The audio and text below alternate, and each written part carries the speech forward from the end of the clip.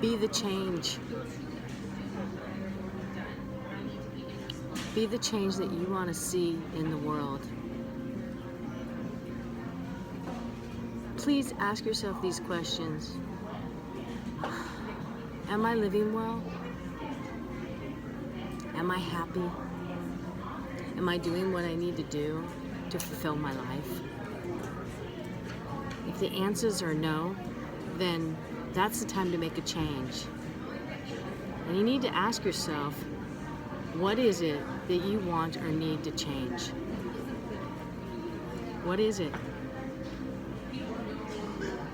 I think about my life 31 years ago.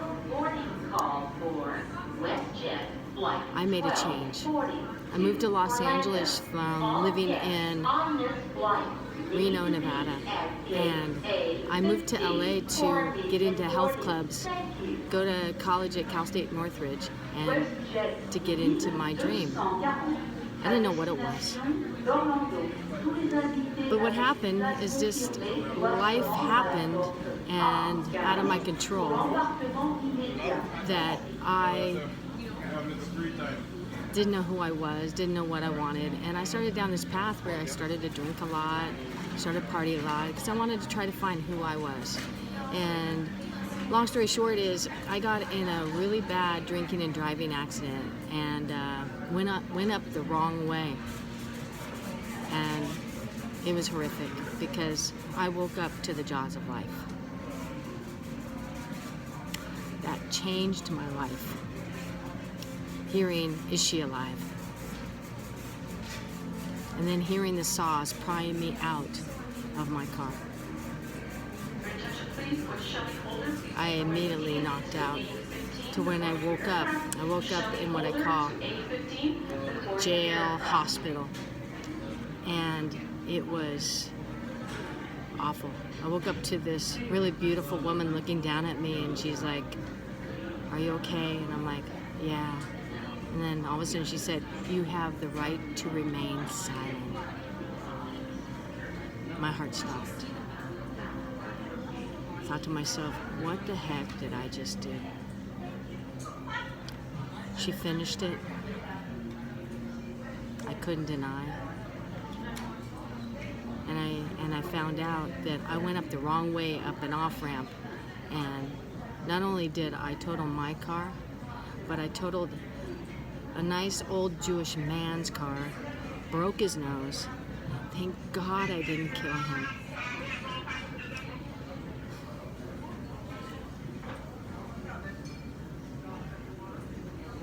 It totally made me feel so humiliated, so bad about myself. The days followed. I just lied on the couch, just so depressed. So depressed. Just like how my mom lived her life. And then I thought about it. You know, my brother John, you know, he lived his life drinking, taking drugs, and he became a quadriplegic. And he was going down that road, and he still was continuing to taking drugs and alcohol. And he ended up passing away shortly after my car accident from drugs and alcohol. And I really was faced with that decision. What path do I want to take?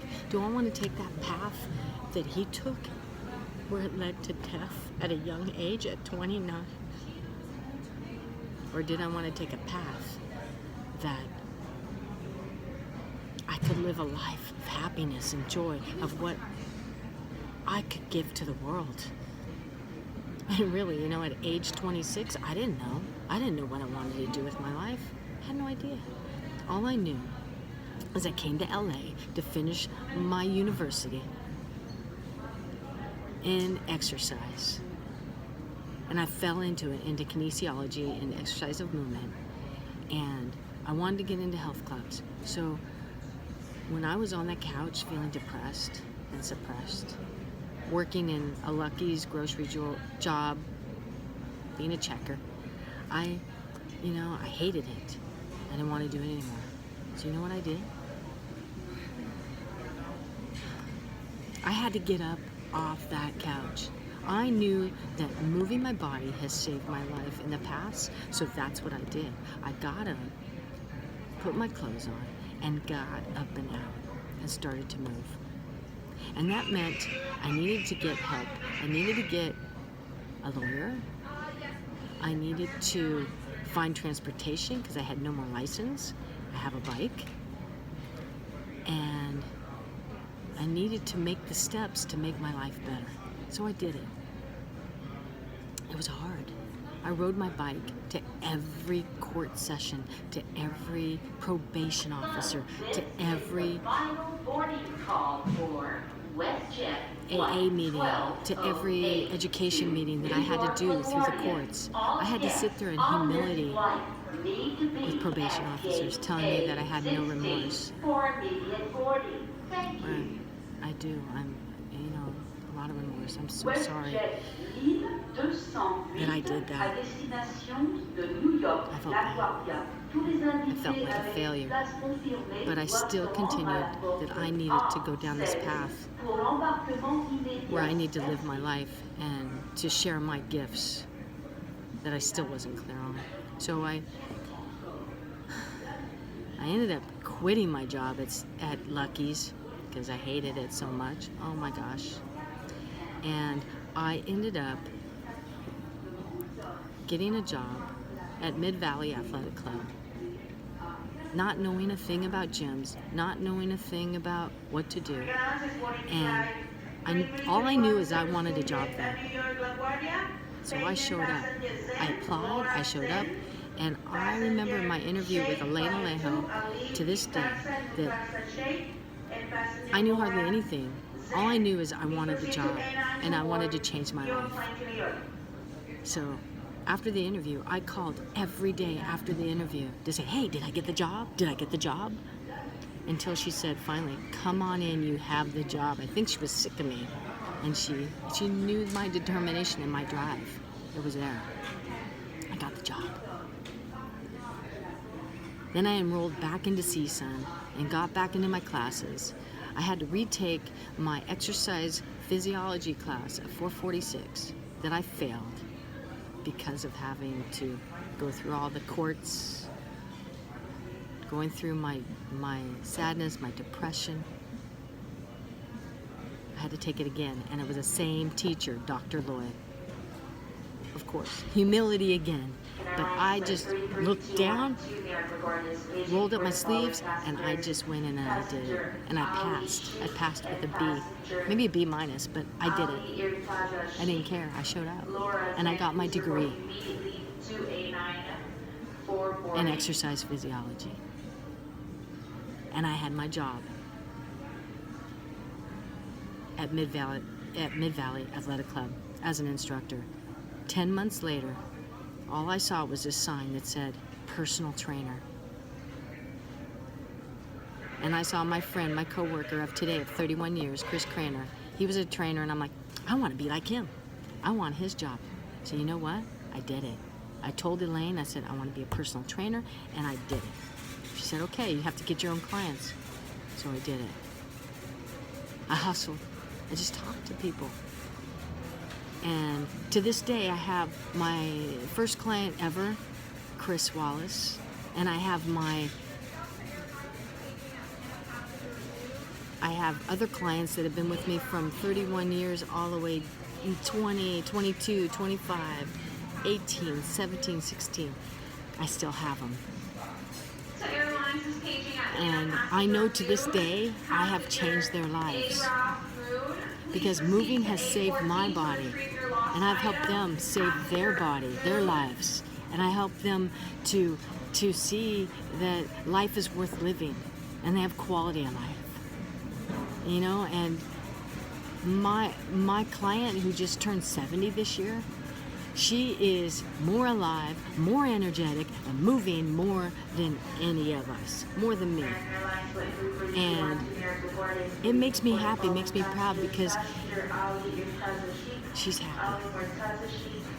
So today, I'm still training, but now my goal is bigger because I have this dream that I want to be that queen of movement.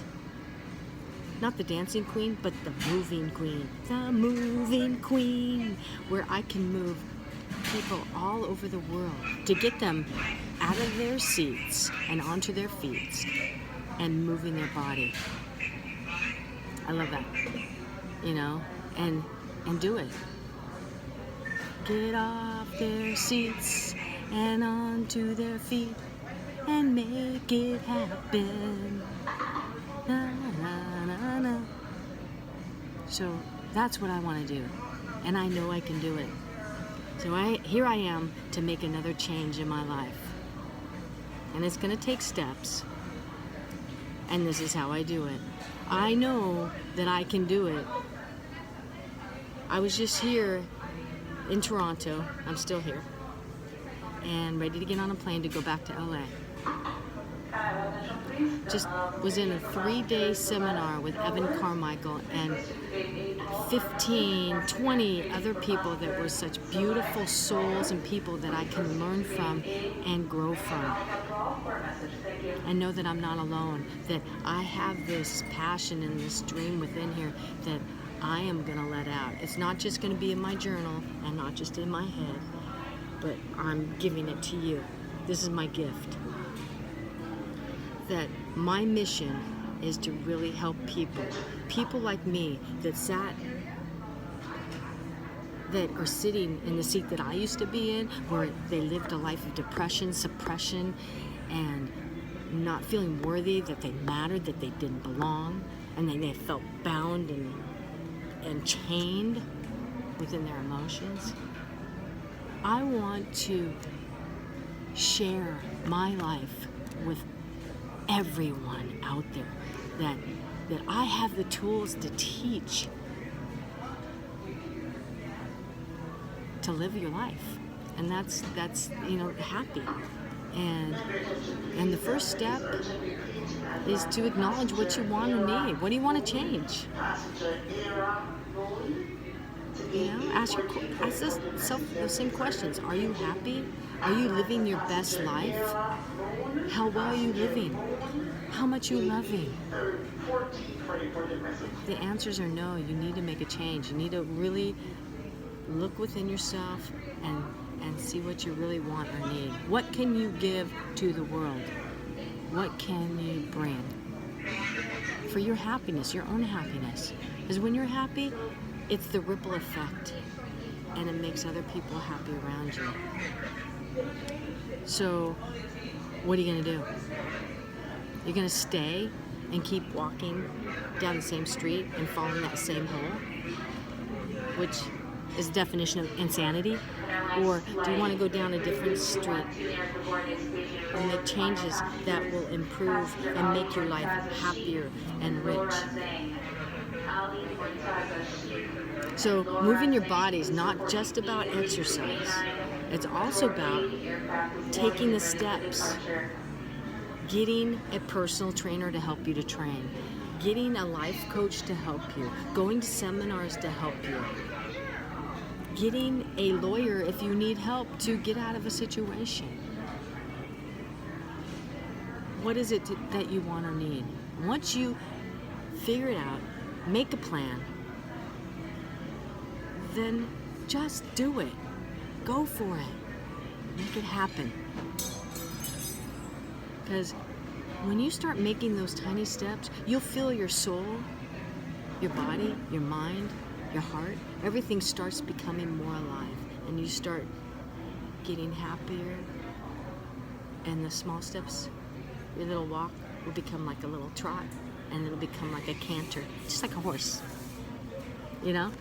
That's what happens. And my goal and my mission in life is your goal and your mission. I want you happy, because when people around me are happy, God, it brings me so much joy and happiness, brings tears to my eyes. So this weekend that I had really showed me, because each and every person that was in the seat in front of me had my fears, had chains wrapped around them, had inhibitions, had stop their life because of a past situation. They've held on to the past issues that stops them from living their best selves. And I'm here to share that I've done the work, and not that I don't go back there, but I have the tools, and I'm here to teach the tools to you. And the first step to make change is to recognize it. Recognize what you want or need.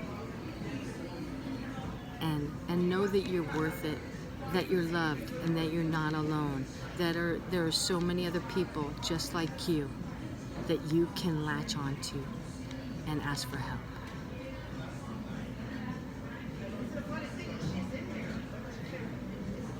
I love everybody. I have so much love that it fills me up with so much joy and happy and peace. And I just want to save the world from what I went through. And I can keep rambling and rambling and rambling, but I'm going to stop now for now and just tell you that I love you. You're loved. You're worth it. Look in the mirror.